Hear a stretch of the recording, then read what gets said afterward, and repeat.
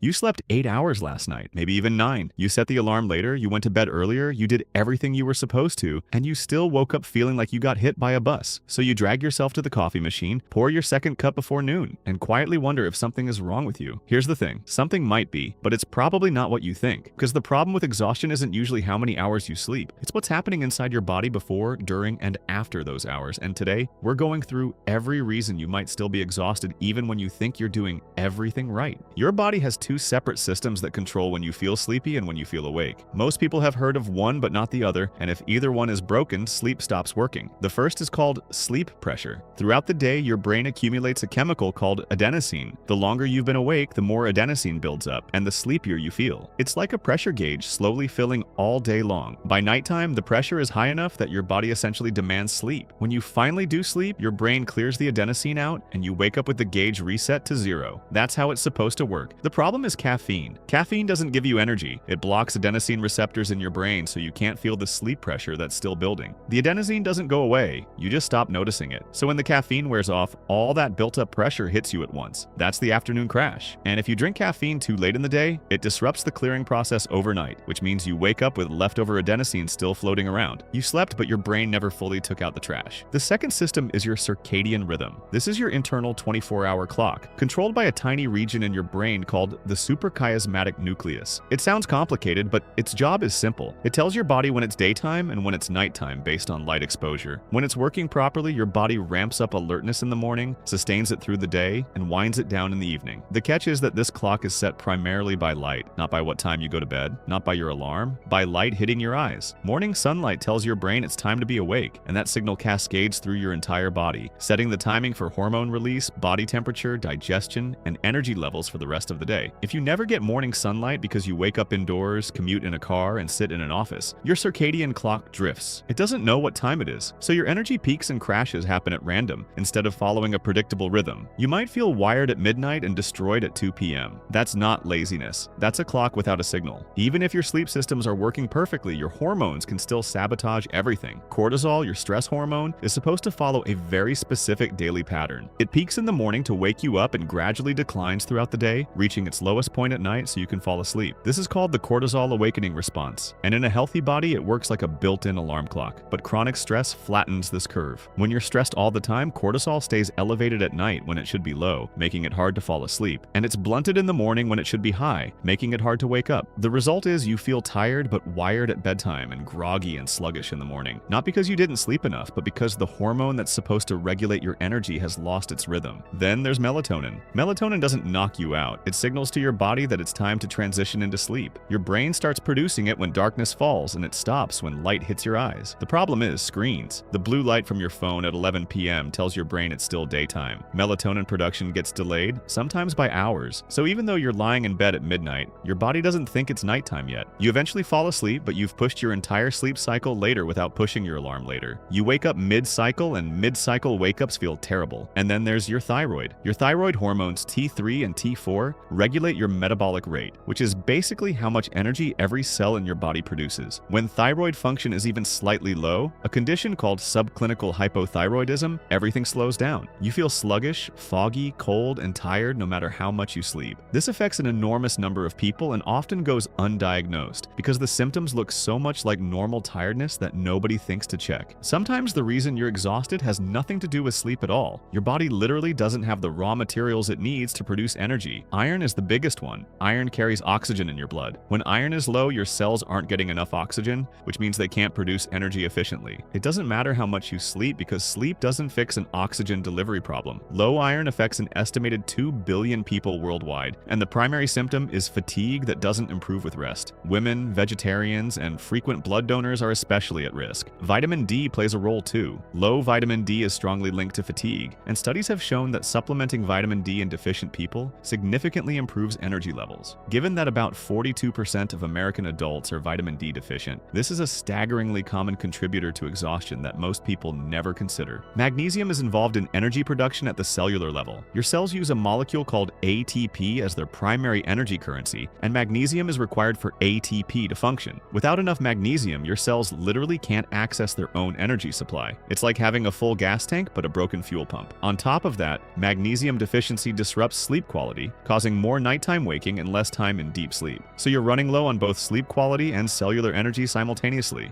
B12 rounds out the list. Your nervous system and red blood cells both depend on B12 to function properly. When it's low, your body can't efficiently convert food into energy and your nerves don't fire correctly, which your brain interprets as fatigue. B12 deficiency builds slowly over months or years, so the exhaustion creeps up gradually until it just feels normal. Many people who've been tired for so long they think that's just how they are would feel dramatically different with adequate B12 levels. Here's the one nobody talks about. You can sleep perfectly, eat perfectly, and have ideal hormone levels and still feel exhausted, because exhaustion isn't always physical. Sometimes it's neurological. Dopamine is the chemical that makes things feel worth doing. When dopamine is flowing, you feel motivated, focused, and engaged. When it's depleted, everything feels like a chore. Getting out of bed feels impossible. Work feels pointless. Hobbies feel boring. And that state of low motivation is indistinguishable from exhaustion because your brain processes both the same way. You interpret a lack of drive as a lack of energy. The modern world is a dopamine destruction machine. Social media gives you tiny hits of dopamine every few seconds. Notifications, likes, new content,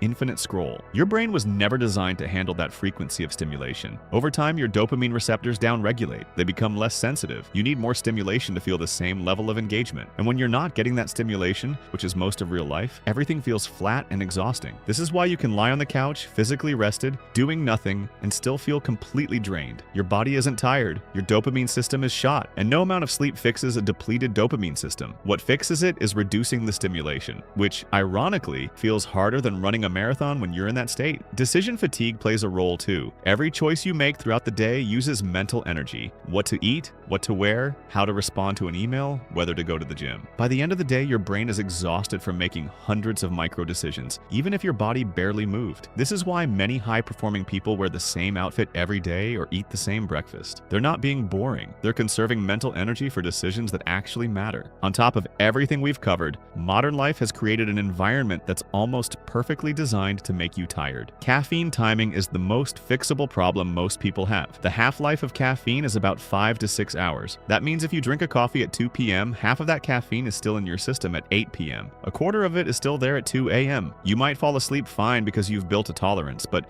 the caffeine is still reducing your deep sleep, which is the stage where your body does most of its physical repair and memory consolidation. You're sleeping but not recovering. A simple rule that would transform most people's energy: no caffeine after noon. It's boring advice, but boring advice is usually the kind that works. Exercise is paradoxical. When you're exhausted, the last thing you want to do is move, but physical inactivity is one of the primary drivers of chronic fatigue. Your body is designed to move, and when it doesn't, systems start malfunctioning. Circulation slows. Mitochondria, the power plants inside your cells, become less efficient. Your body downregulates energy production because it decides you don't need it. Regular exercise, even just 30 minutes of walking, reverses this. It increases mitochondrial density, improves circulation, deepens sleep quality, and resets your circadian rhythm. You have to spend energy to make energy. It's a frustrating biological reality, but it's consistent across every study ever done on the topic. Screen habits are the last piece. The average person spends 7 or more hours a day looking at a screen. That screen exposure does 3 things that destroy energy. First, it suppresses melatonin in the evening, pushing your sleep later. Second, it overstimulates your dopamine system, creating that depleted, everything is boring fatigue. And third, it keeps your brain in a constant state of low-level alertness. Scrolling isn't relaxing. Your brain is processing thousands of micro inputs per minute. Every image, headline, and notification